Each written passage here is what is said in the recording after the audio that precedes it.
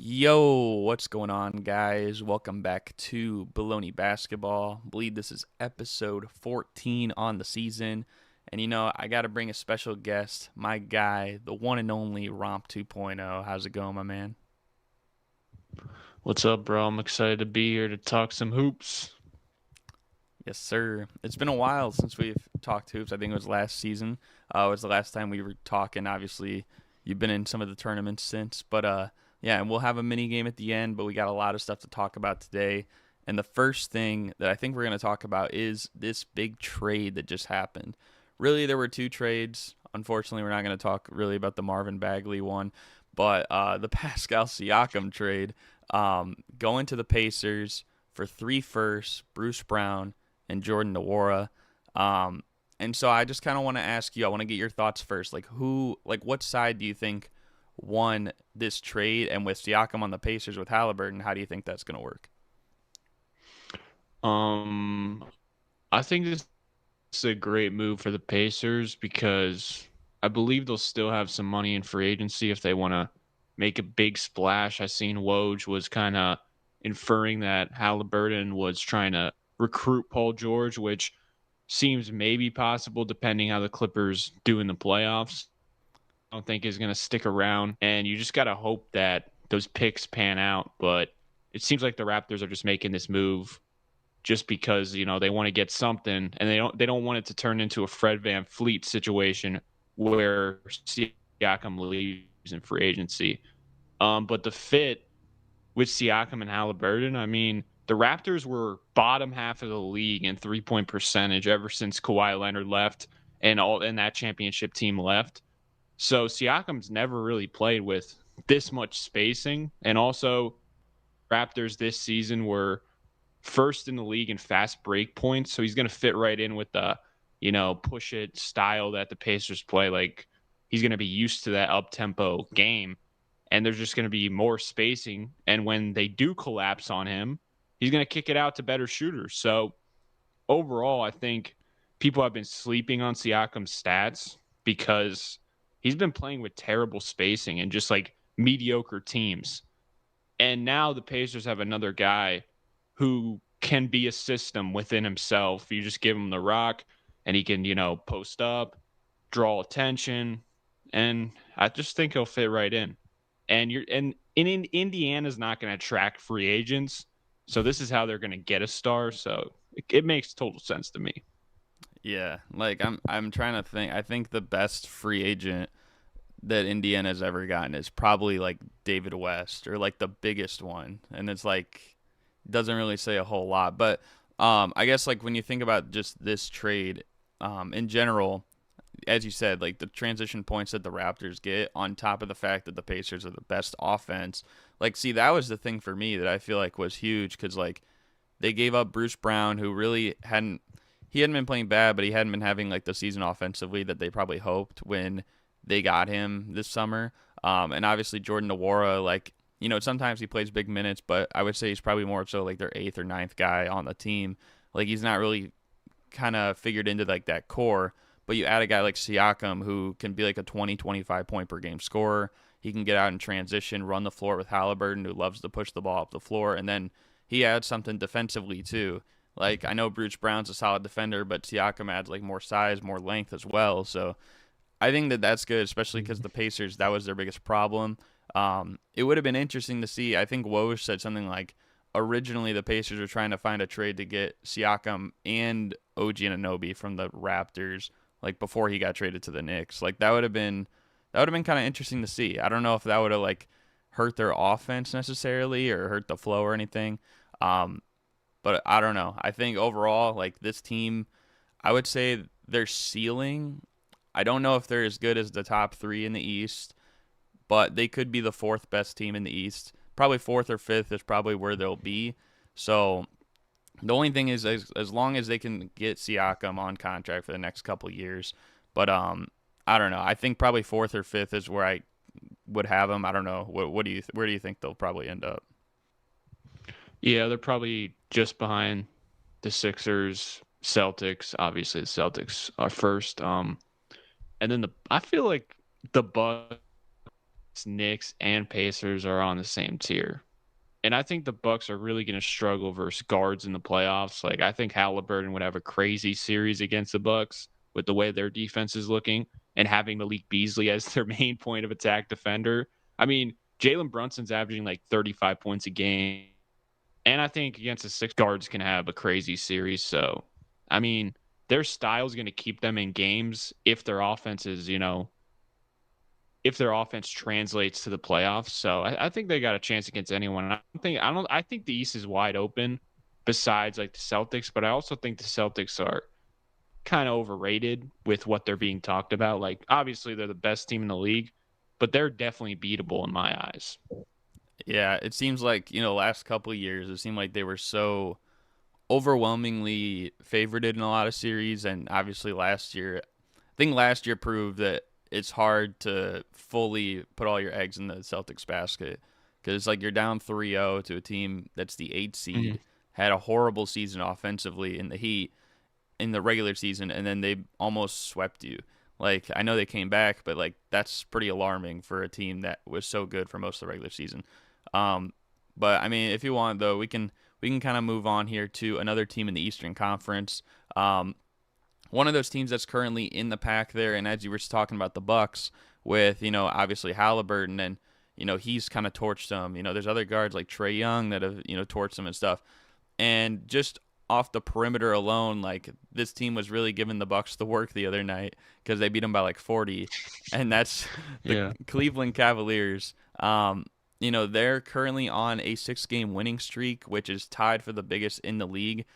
And I believe ever since Evan Mobley and Darius Garland went out, they've had the best record in the NBA, which is pretty crazy. Now, I know their schedule's kind of been a little bit easy-ish, but still to pull off these games, and it's not like Donovan Mitchell's played every game, but he's played well. Jared Allen's played well. What have you seen from the Cavs in this recent win streak, and do you think it could maybe turn their season around moving forward?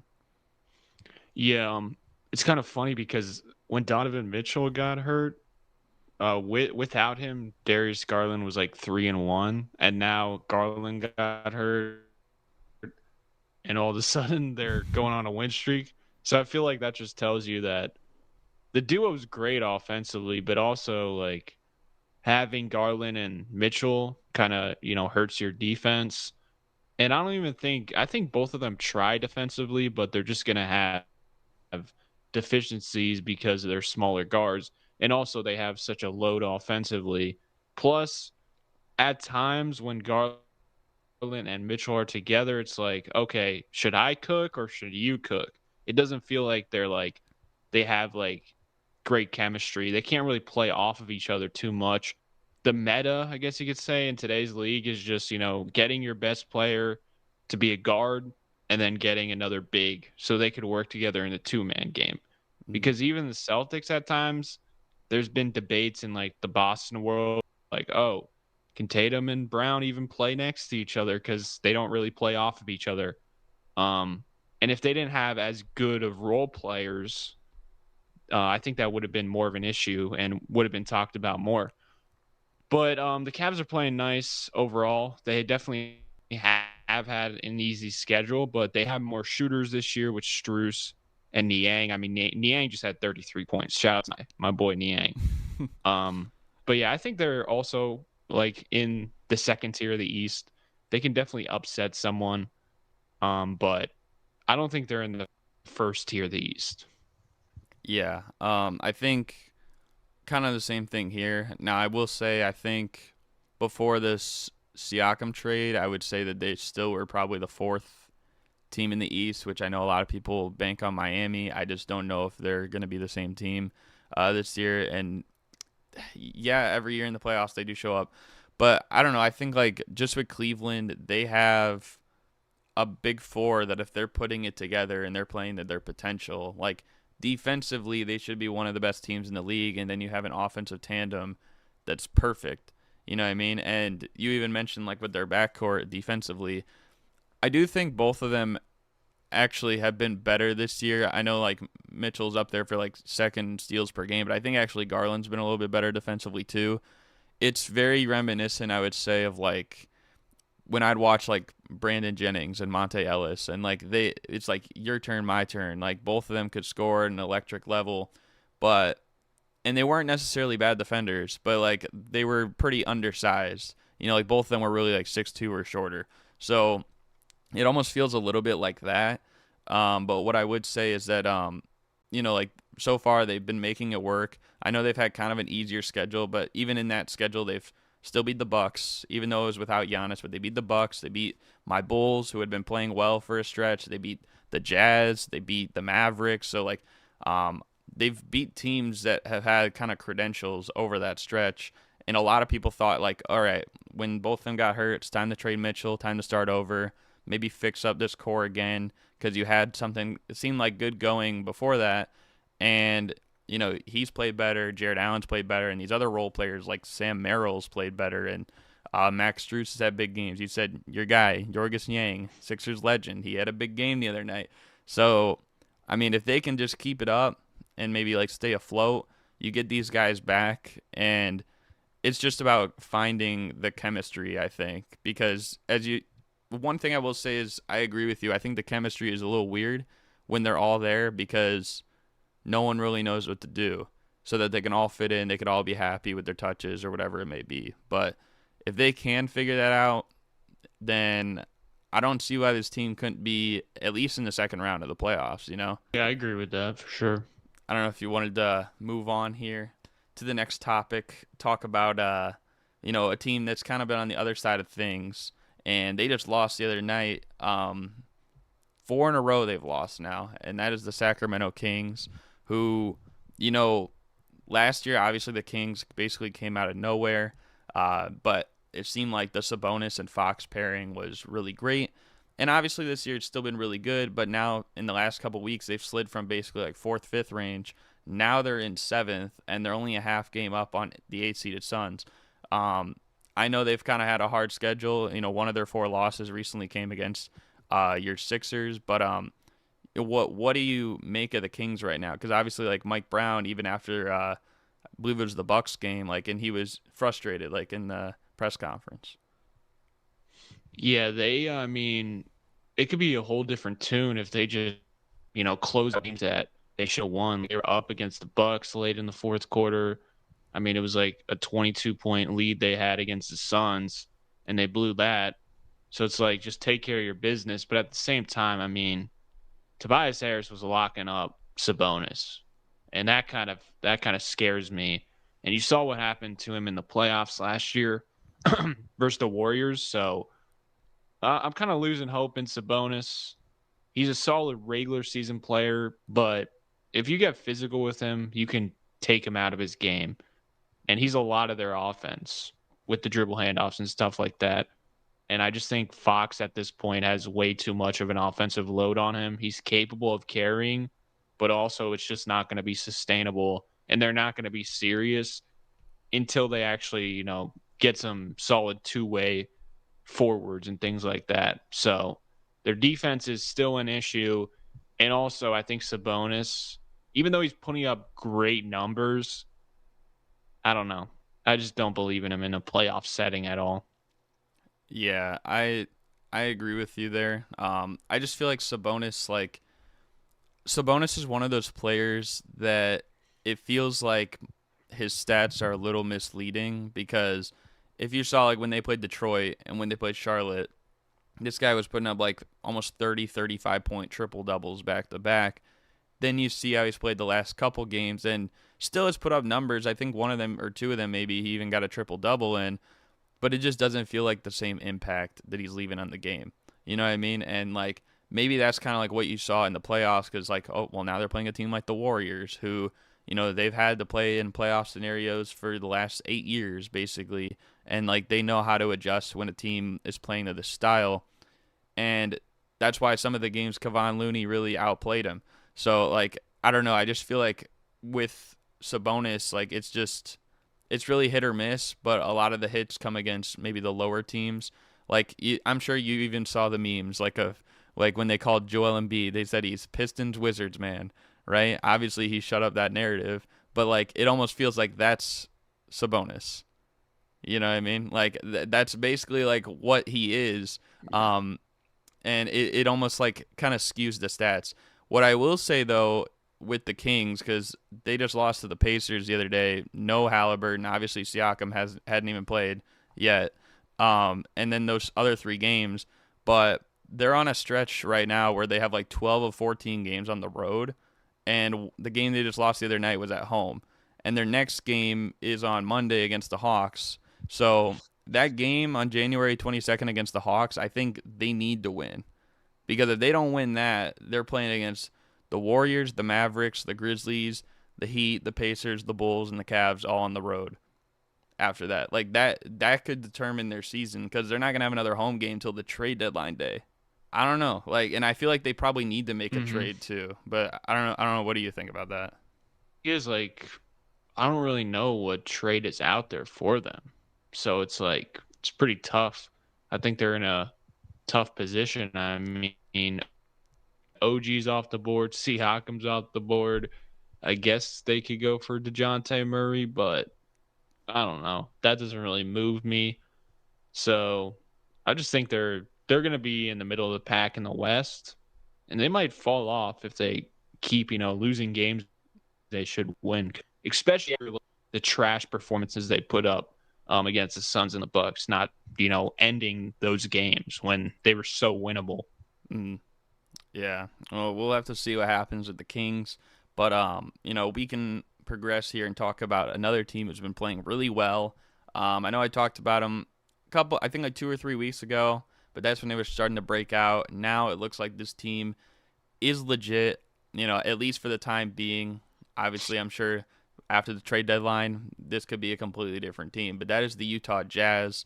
We've talked a lot about how the Jazz have been playing, beautiful basketball essentially.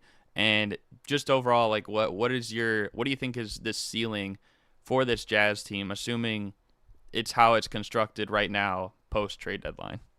They're definitely a play-in tournament team if they keep everything intact and don't sell too many players at the deadline, which I think they will keep it intact. But overall, I mean, they just play team basketball. And ever since Colin Sexton has started, they have been like 13-5 or something like that, something crazy. And he's putting up 20 plus points a game. He's playing way smarter than he did last year. So shout out to Will Hardy. I think he should be coach of the year because there's a lot of misfits on that team, like Clarkson, Sexton, and even like Keontae George. He's a rookie, so he's going to make rookie mistakes. And it seems like everyone's playing together, and even John Collins as well. It seemed like in the beginning of the season, there was really no role for him, and there's like speculation that they would trade him. But lately, I mean, he's been great. And just overall, they move the ball very well. And in the beginning of the year, Sexton and Clarkson, I feel like they would force things because that's just who they are. They're very aggressive players. But now they're making the extra passes and they're just playing more team basketball. And I think that's really impressive, especially from a young coach like Will Hardy to get everyone to buy in. And then, of course, they have their star player, Markkanen, who is getting all of his points like within the offense. He doesn't dominate the ball. He's running off screens. I mean, if you watch his highlights, he barely dribbles, and when he does dribble, it's with a point behind it. So I don't know. It's just a great team system, and they're fun to watch. And also defensively, they do things that are more impressive than most teams. Like if the Bucks did things that they do, I mean, the Bucks would probably have a way better defense. Yeah. Yeah, I mean, I don't know. I think overall, like even though like their defensive rating is kind of weird, like they have guys who the biggest thing for me, and I would be curious to see what this is. I don't have the numbers on me, but like for the fourth quarter, like I feel like they really turned it up more than like any other team, and really the second half, especially as of late. Even that game the other night, they lost to OKC, but like it never felt like they were out of it until like the final buzzer. So like that, Mm-hmm. it's like this is a team where it's like no matter what, you can't like ease up for even a couple minutes because if you ease up for a couple minutes, they're probably going to get back into it and maybe they could take the lead before you even know it, especially if they're at home because I think overall like they probably have like one of the loudest arenas in the NBA. Because you think of Utah, it's like, what else do they really have going for them? You know, a lot of those people there, if they're gonna check an event, they're gonna probably go to a Jazz game.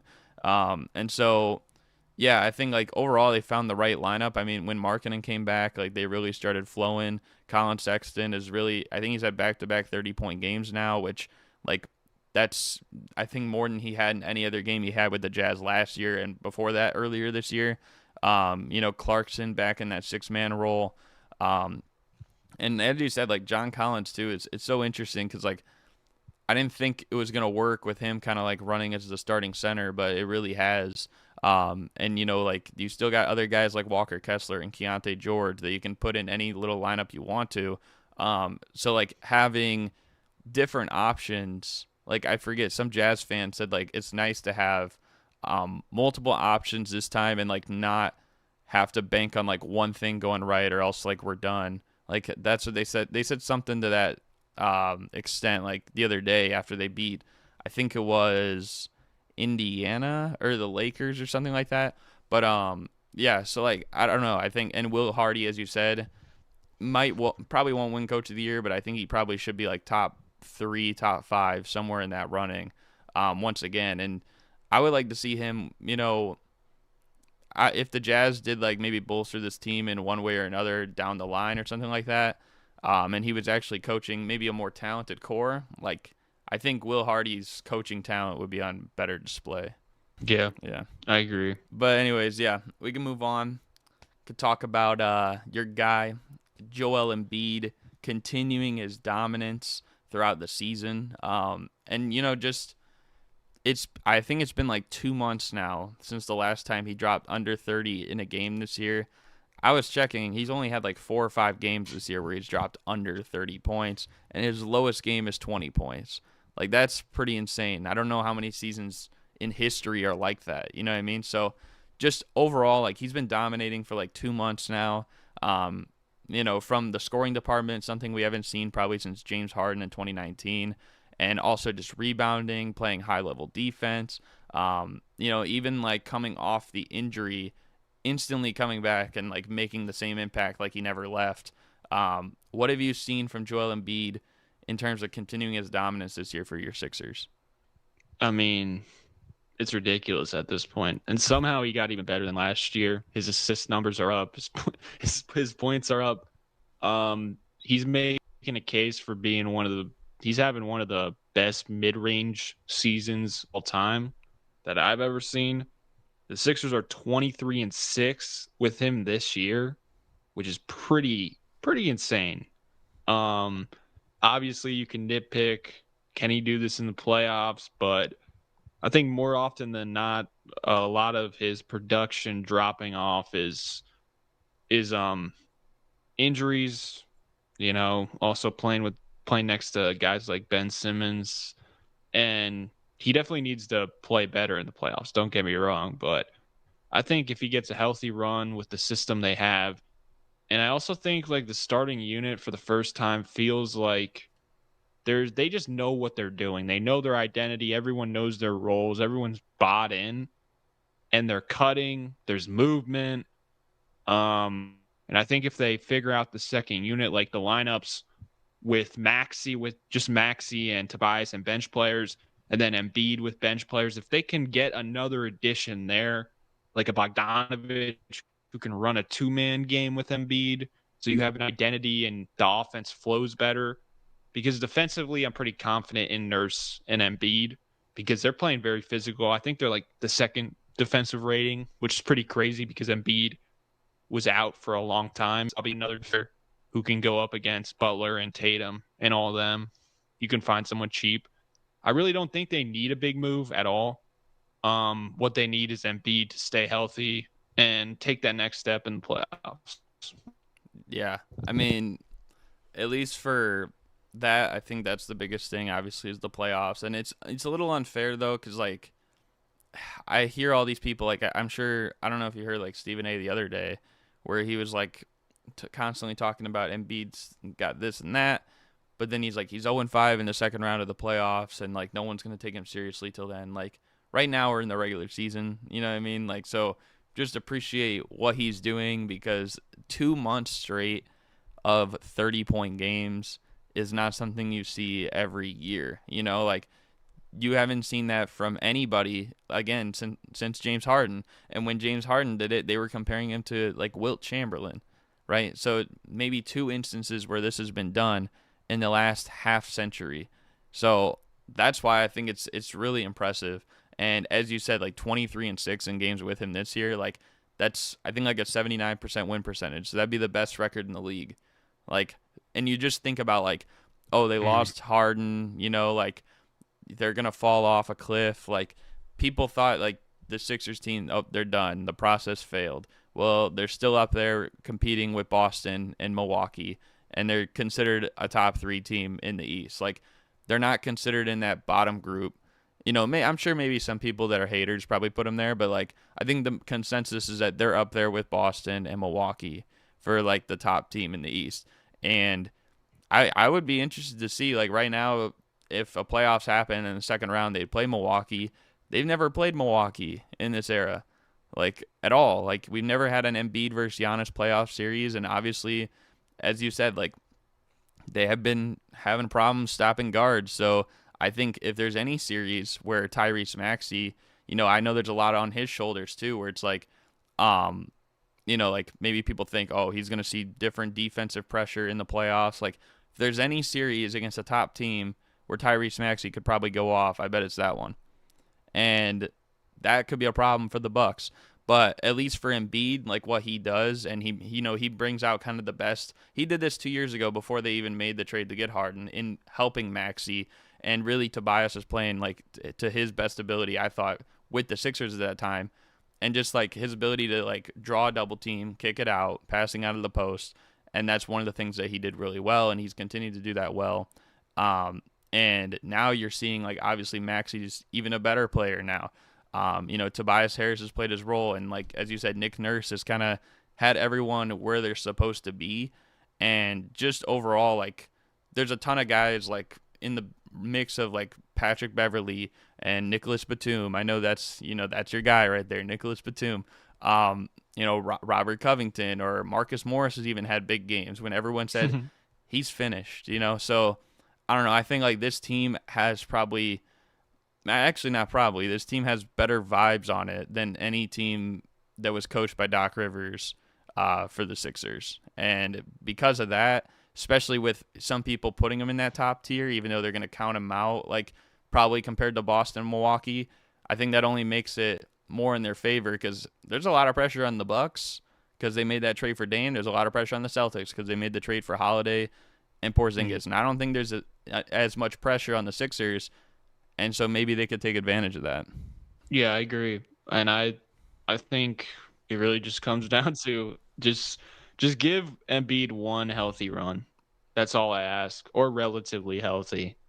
And I think at least an Eastern Conference Finals appearance will happen. I could see it. I mean, and again, like I said, they never played Milwaukee. Maybe that's just a really favorable matchup for them, and we've just never been able to see it. So Nick Nurse has experience with, playoff failures, because that was his stick in Toronto. We're hiring you to get them over the hump. And Tobias is a guy where maybe Nick Nurse, I feel like Tobias he had a really bad stretch a couple weeks ago, but other than that, he's been really good. And I think Nurse gets a level of aggression out of him that I haven't seen with Doc Rivers or Brett Brown. So maybe Nurse can make Tobias more consistent in the playoffs. And when Tobias is consistent, the Sixers usually win that game. He's very important to the locker room at this point. mm-hmm. And I think Joel Embiid loves him. And also he stressed continuity at the media day. So I think they're going to keep him. But hopefully Nurse can get him more consistent in the playoffs. Yeah. I mean, we'll have to see. I think like the biggest thing with Tobias is just kind of finding that comfortability. As you said, Doc Rivers and really even Brett Brown. I know that was more short-lived. Like, it never really happened there. But we'll have to see. We'll have to see. But for now, though, we can talk about the next topic. And actually, focuses on a player that I believe the Sixers in the Joel Embiid era, it was their first playoff series against this player and this team, and that is the Miami Heat saying that they are giving Dwyane Wade a statue, their first statue in Heat franchise history. Um, like I guess like what do you make of this, and do you think you know this is kind of the right time? Do you think this is the right move, or do you think there's anyone else that maybe would deserve a statue first? What do you think? Yeah, I think it's the right move because when I think of the Heat back in the day, I mean, the first person that comes to mind is Dwyane Wade. So, yeah, and his playoff run back then was crazy. And I think he's one of the more underrated players in the league. He really got overshadowed once LeBron joined and they won their titles. But I mean, he's really good, and I feel like they kind of he's kind of like he built Heat culture in a way that other legends didn't. So I think it's a good fit for the first statue for sure. Yeah, I feel like honestly, like the only other person I could even think of that would maybe get a statue before him would be Haslam, just because he was there for so long, and you know, but I'm sure he might even get one too. But at least for Wade, like this is the best player in Heat franchise history. Maybe LeBron is like the top player that wore a Heat jersey at any point. But like with what Wade did, he was with them for all their championships. He's the all-time franchise leader in points and like a lot of other categories too.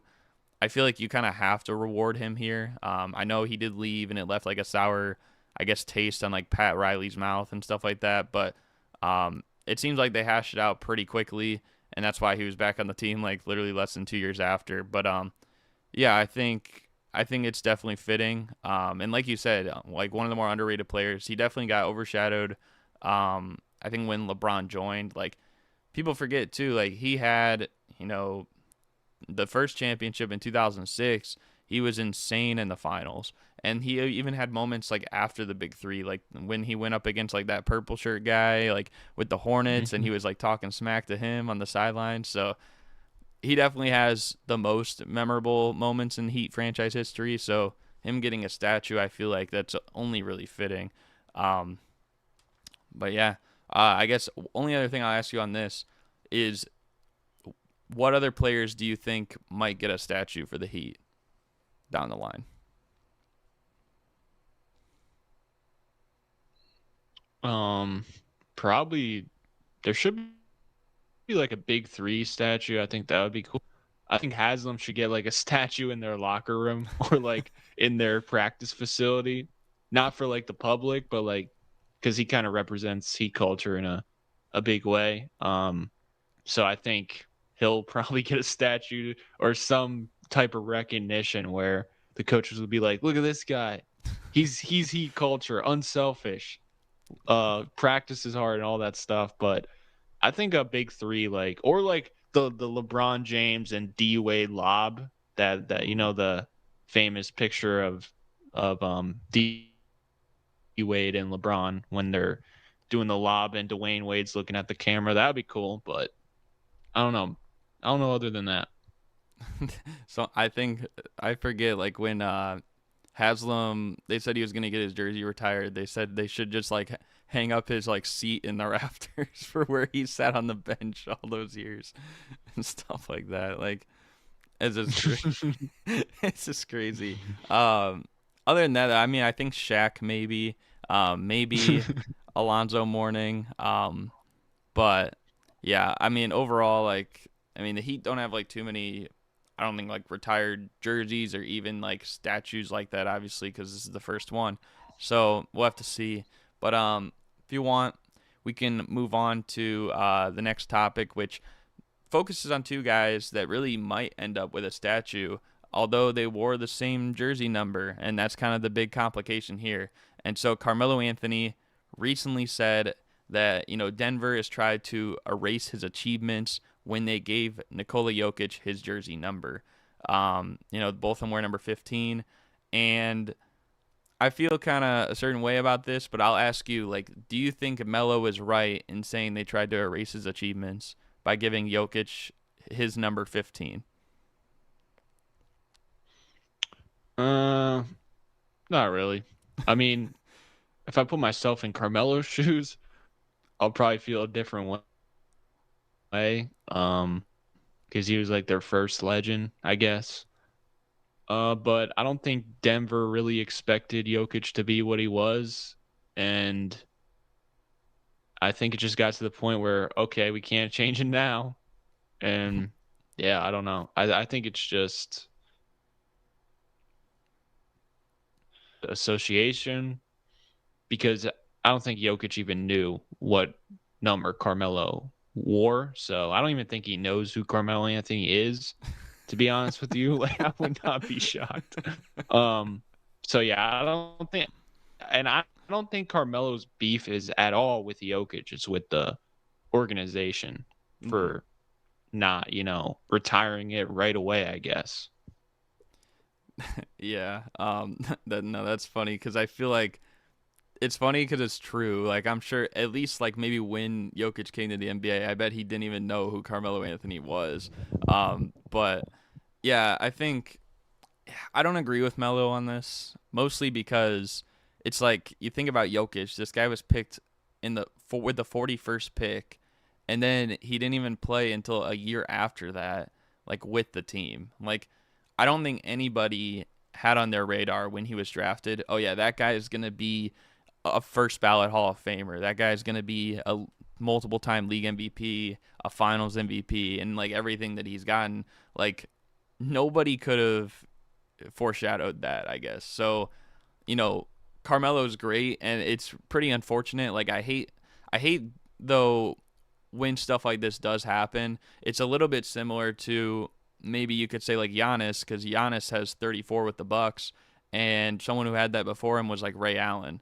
And it's like Ray Allen, you think about him, he's like a top 5 or 6 player in Bucks history maybe, but he's probably not going to get his jersey retired cuz Giannis did more. And it's like the same thing here. Like Carmelo Anthony, like probably a top 3 Denver Nugget ever, or top 3, top 4, or something like that. And he's more than likely not going to get it retired. I think there's been maybe one or two instances. I think like Portland retired number 30 for 2 players, and some other team retired the same number for 2 players. But like, it almost feels like it takes away from the special value of it, especially when like one of those 2 players is arguably your best player ever. So I don't know. I don't really agree with Melo on this. But I mean, as you said, I could probably, if I was in his shoes, I'd probably feel a little bit disrespected, maybe.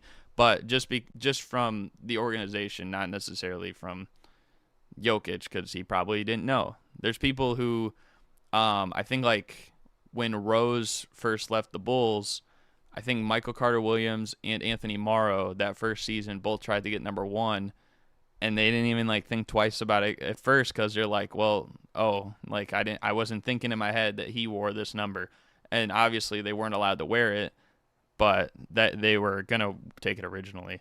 And then yeah, so I don't know. I don't know if you have any other thoughts on this in particular.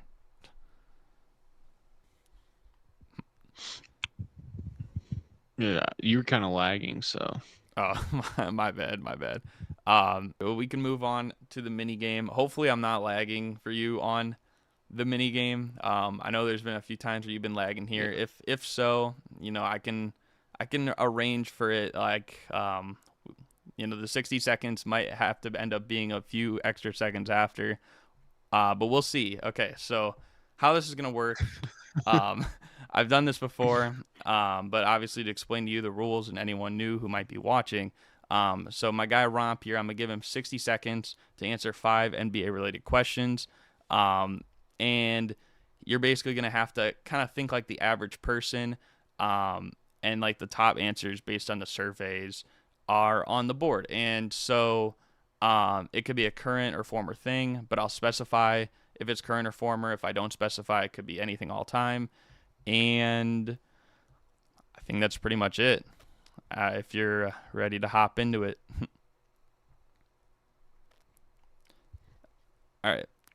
I'm I'm a ready. I'm a count down, and I'll give a countdown from 5. I'm gonna start reading the question as soon as it hits 1 minute, and you're just gonna have to react quick. Oh, the other thing I will say is if you don't know an answer to the question, you could say pass, and then I could come back to that question after. But all right, so here we go. So in 5, 4, 3, 2, 1. Give me a skill that players need to succeed in the NBA today.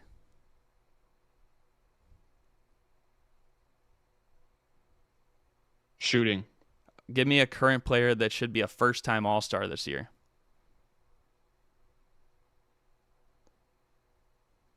Tyrese Maxey. Give me a team that's lost their last 2 NBA Finals appearances. Miami Heat. Give me a former player that's never played in the NBA Finals.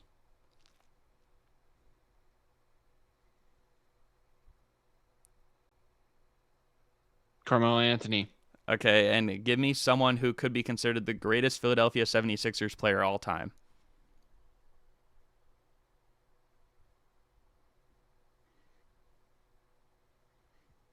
Wilt Chamberlain.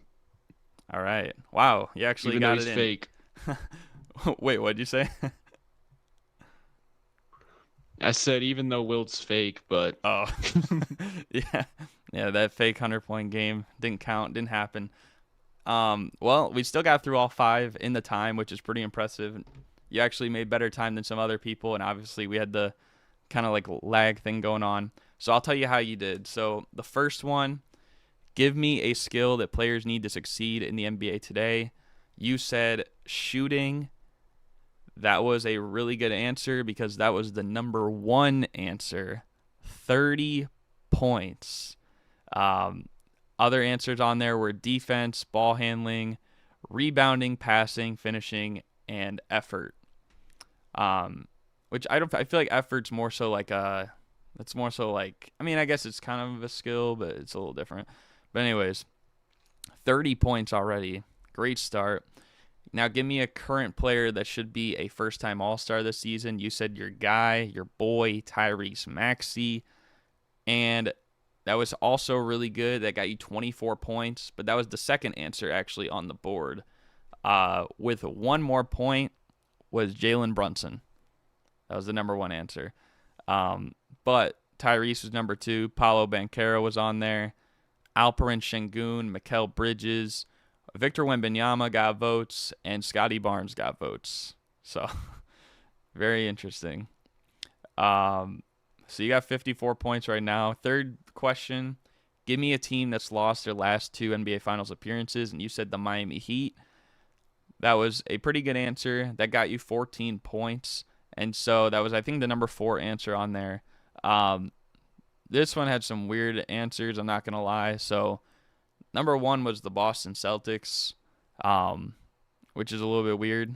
And then you had Portland was on there. Cleveland was on there.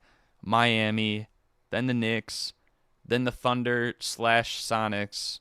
And even the Atlanta Hawks got some measly points. But yeah. The fourth one, give me a former player that's never played in the NBA Finals. You said Carmelo Anthony. Pretty good answer because that got you 20 points, and that was the second answer on the board. The only answer above it was Steve Nash. So Steve Nash, Melo. There were a lot of answers on here that got points. There was George Gervin, Pete Maravich, Dominique Wilkins, Vince Carter, Yao Ming, Alex English, Chris Webber, and Tim Hardaway. So a lot from there, and you got the second answer, so that's good. And the last one, give me someone who could be considered the greatest Philadelphia 76ers player of all time. You said Mr. Fake, Wilt Chamberlain. And that wasn't a bad answer, though, because that did get you 21 points. So that was the third answer, though, believe it or not. So actually, Allen Iverson got the most points. Dr. J got the second most, and then Wilt Chamberlain. Charles Barkley got some points. Moses Malone, and there were even a few points for Embiid. So, yeah. Overall, though, like, Not a bad showing at all. I think that totals up to 109 points. How did you feel about your performance? Wow. I thought I did pretty well. I definitely should have went with Iverson because the casual one I regret. Other than that, I thought I'm pretty proud of myself. Yeah, I think you did pretty good. Even in the like real game, I think they try to like aim for like 100 for each person. So you got over that, and really like with I think only like I've done maybe like 11 or 12 people. I think only 4 people have gotten over 100 so far. So pretty good score. Um, Mm. yeah, not too shabby. Uh, but yeah, And with the lag, and with the lag too. But yeah, yeah. overall though, I thought had a good performance. I thought this was a great show. Hopefully, you guys enjoyed watching at home. You got any other final thoughts before we wrap this thing up? Thank you for having me. And I hope the lag's not too bad in post editing, but I think it's because it's snowing outside. We have a storm going on here, so that's probably why. It's probably not your end, Oh no, unless you get a storm too. I it don't is know. snow. It's snowing like crazy here. Like I think my whole Yeah, that's car probably was why. like buried when I went outside. Um, Yeah. but yeah, I think overall like I don't think the lag will be too bad. I'll try to work my magic, whatever I could do. But again, appreciate you being on. It's always good to talk hoops. And yeah, again, Yeah. hopefully you guys enjoyed the episode. If you did, be sure to like, comment, subscribe. And I think that's going to do it for us. So yeah, we're out. Peace.